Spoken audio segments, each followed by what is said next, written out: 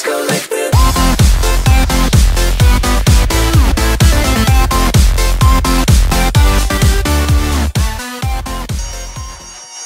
Alright guys, welcome back to Layton versus Wright. We're continuing on with the cross-examination. By the way, what were you doing at that time? Huh? What? Me? Hold it! What were you having a look at? Oh, well, I was asked to take care of the crime scene, wasn't I? So I had to, like, make sure everything was in order. I mean, you know, it's not like I went wild with excitement after being left in a real alchemist's room full of mysterious stuff.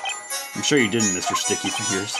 And besides, she asked me to look for something, so I was doing that too. Oh, we got another freak out from...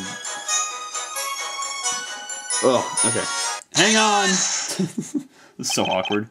Miss Grey Earl, you look lost in thought. Oh, were you talking to me? Even she can be caught off guard if I choose the right moment. You've been listening to Mr. Amir's testimony, haven't you? Yes, I have. He was asked to look for something. It was you who asked him, I assume. What did you tell him to look for? I think you're mistaken. I don't remember making any requests of that sort. Huh? Oh, hey, Bluey, were you even listening to what I said? It was the lady that asked me. The butler is a guy, you numbskull. Oh.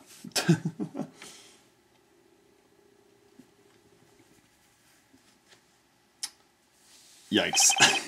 Hey, what's up? Why is everyone looking at me like that? Oh man. Jesus. Quite a while ago we learned that the butler Jean Grey Earl is actually female. What? That's why when you said a lady asked you to search for something, we assumed it was Miss Grey Earl. What? Listening but not hearing. What the? Why no one tell me before? Do require personal notification. You should have been listening to the trial. Knights of the court squabbling with the witnesses most unseemly. What I would like to know now is this. Who is the lady that made the request of Amir? Oh yeah. That was actually Miss... What the heck? Oh man. This is a mess. He's absolutely certainly talking about me. Jesus. Oh, and you are? Oh, I'm Letty.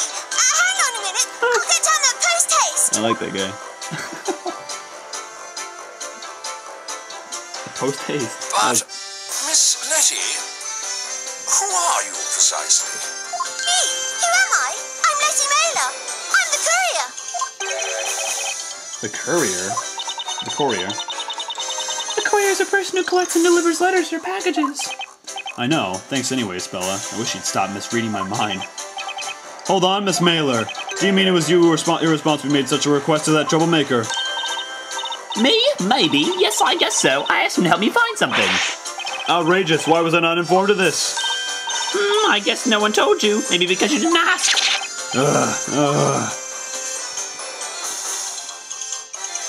It seems we need to ask you to testify, Miss Mailer. Explain to us how you were involved in this case. Frankly, I wouldn't say I was involved in anything. Now I'm in a tight spot. I bet it's because that guy said something weird about me. Ha ha ha. Ease up on me, lady. Like the saying goes, if I'm going down, I'm taking you with me. Beats being in a pickle on your own, eh? Oh. I clicked on the wrong thing. Dang it. There we go. Now then, Miss Letty Mailer, testify about that day. Jeez, you are... Was that the ocarina? That voice can make windows shatter. That sounded like the ocarina. That was pretty funny. Stuart Beldick said he had to have a letter to send, so I came by to pick it up. Okay, what do we have? We got a blank letter from Beldick. Oh, there's a blank letter. Objection! The letter you found that morning, was it by any chance this one here? Ah! Yes, that's the one, but wait, how did you get it? You're a piece of work, alright. Objection!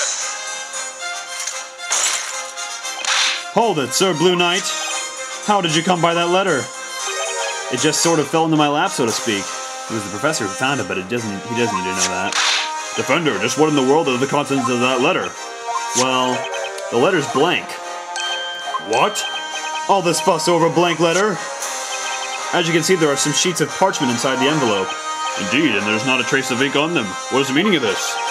Don't forget that Sir Beldick was an alchemist. He may have used some kind of invisible ink to write that letter.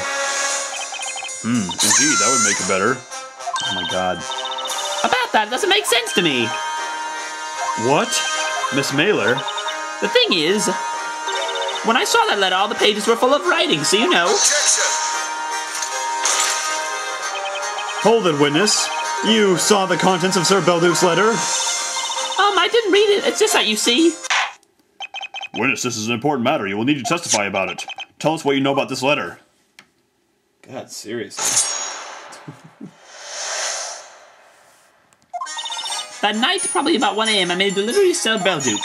He was writing a letter at the time. It'll be ready soon, so come pick it up tomorrow morning. That's what he said. I left his study and wished the butler a good night, then I went home. I went there again the next morning as promised. Sir Belduke was... Well, anyway, I looked for the letter. Then that guy went out like a light on the couch. I got a little scared, so I left as soon as I found the letter. I see. So you witnessed the victim write the letter? I wouldn't say witness. That sounds so illegal. Sorry, it sounds so legal. It made me sound like I said illegal. The sheets of parchment were on his desk, though. I saw that.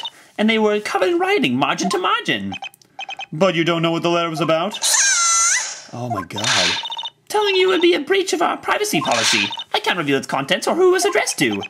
Oh, of course, I understand. Frankly, I didn't get close enough to Sir Belduke's desk. So I couldn't make out what he was writing. In any case, where did you find the letter the morning after the victim was found dead? On a shelf next to his desk in a small letterbox. Ah, yes, right there next to his head. I was a teeny little bit scared, though, coming so close to a dead man. So that's where she took the letter from. It was right next to the corpse, huh? Now that the circumstances are clear, we shall proceed to the cross-examination. This is pretty ridiculous. Alright. Hold it! That's pretty late to be making a delivery. Look, he's an alchemist. He gets loads of strange packages, that's why. He'd often order various implements from the glass craftsman, or have someone gather wild herbs for him.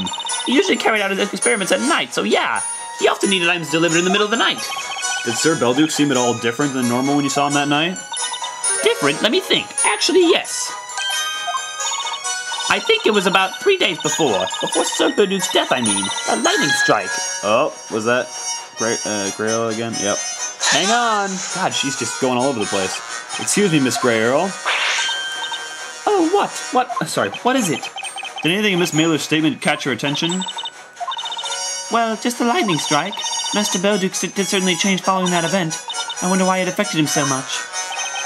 An alchemist and the sudden appearance of an old bell tower. Could there be some sort of a connection between them?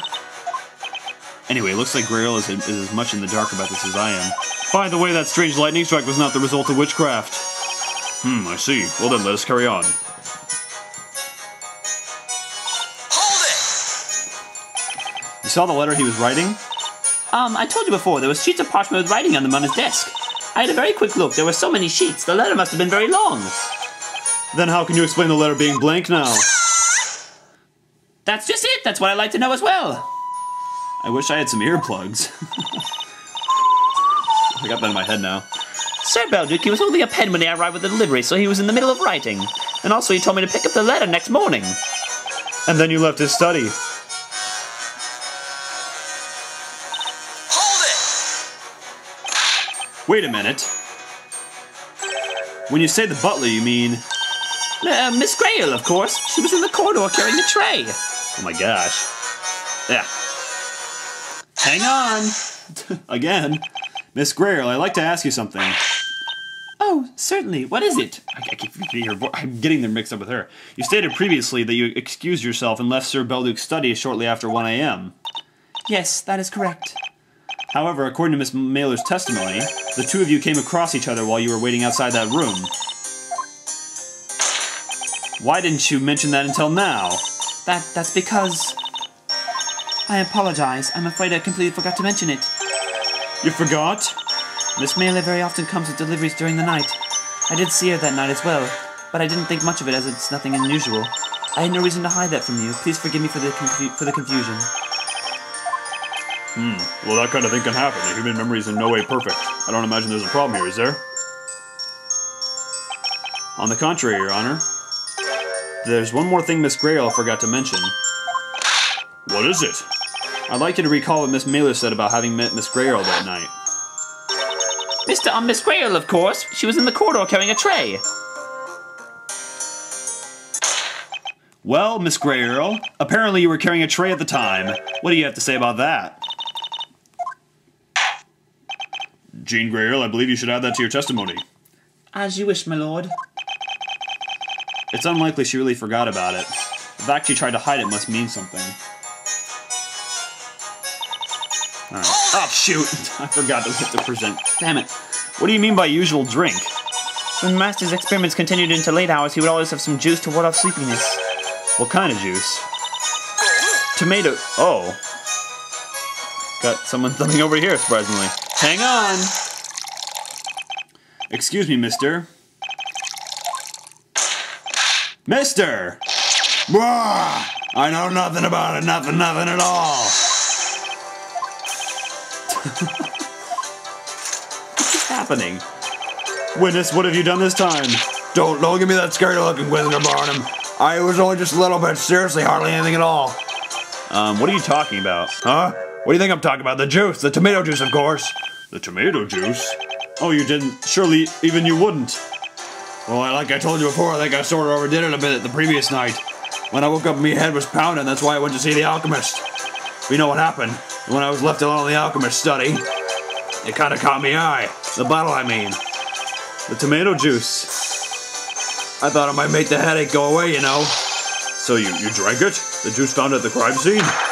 Well, why shouldn't I? It's a drink, ain't it? What else do you do with a drink? You drink it, right?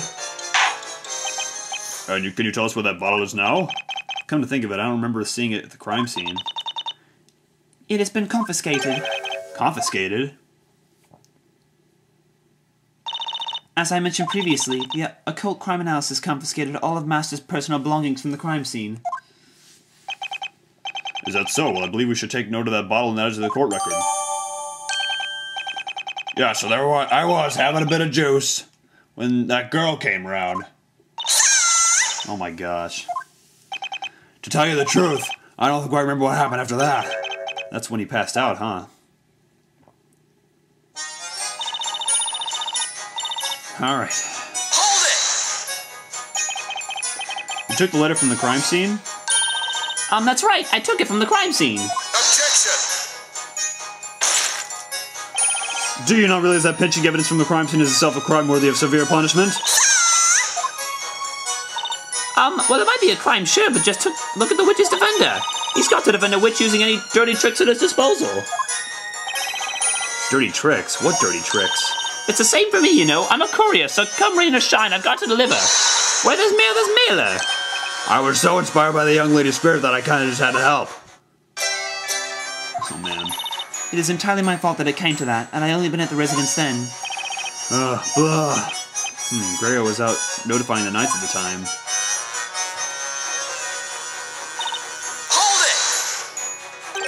He went out like a light? He was helping me look for the letter, and then it happened. Out of the blue, he just passed out, the rascal. He collapsed and his eyes rolled back. He wouldn't move. It almost sounds like he died. No such luck, unfortunately. That horrible sound, he was grating his teeth. I thought my ears would explode. I'm not sure what came over me. Never happened to me before, sleeping like that. You know, I didn't just fall asleep, more like I sort of blacked out, I guess. No idea why. Oh, yeah, guys, what do you think? Any ideas? I think it bears no relevance, and there you have my honest answer. And I think it's good that I wasn't there. But the question is, why did he black out like that? Got no idea. I've got evidence. We got evidence, I'm sure. We just have to look at it. Your Honor, I might have a clue as to why this witness suddenly lost consciousness. You do? Really? You working out, Bluey? If that's the case, maybe the defense presents some evidence. Which piece of evidence shows why this man fell unconscious? Well, I think we should definitely work with some of the recent evidence we got. Brought to Belduke before his death. Amir drank some of the juice the following day, so I think this has got to be it. Take that! Mister, I believe the reason you might have lost consciousness at the crime scene is tied to a certain piece of evidence. But wasn't it just because, you know, I had a bit too much fun the night before? No, it was because of this. The tomato juice. You passed out right after drinking this juice. Therefore, it's not unreasonable to assume that there's a direct connection between the two. Tomato juice does not make people fall unconscious, Sir Blue Knight. Exactly, that's why something must have been added to the contents of that bottle. Something like a soporific? I've never heard of that word before. You mean sleep medicine? And if a soporific was mixed in with the tomato juice, that means Sir Belduke would have been unconscious at the time he was assailed. Oh. Alright, we'll be right back. Let's go,